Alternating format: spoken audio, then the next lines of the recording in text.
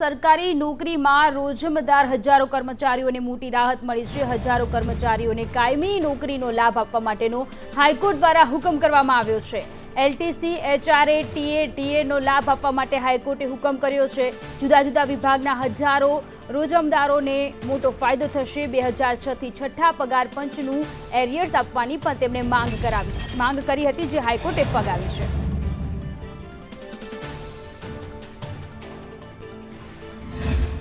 કોર્ટે એવું કીધું કે 17/10/88 દौलतभाई પરમાર કમિટીના ઠરાવ પ્રમાણે એમને બધા જ લાભો આપવા કાયમી કરીને અને અન્ય જે લાભો છે, જે પે રિવિઝન, જેમ કે 5th pay commission, 6th pay commission, 7th pay commission પ્રમાણે એને લાભો આપવાના અને ટીએ, ડીએ, એલટીસી, એચઆરએ અને લીવ ઇન્કેશમેન્ટ બધાને આપવાનું। રિટાયરમેન્ટ થયા પછી કોઈ પણ રોજમદારોને 300 દિવસનું રજા પગાર આપવામાં નહોતું આવતું, તે કોર્ટે કહી દીધું છે કે એ એમનું સંવિધાનિક હક છે અને એ મુદ્દો ઓલરેડી સુપ્રીમ કોર્ટ સુધી ડિસાઇડ થઈ ગયેલો છે, એટલે બધા જ રોજમદારોને બેનિફિટ આપી દેવું।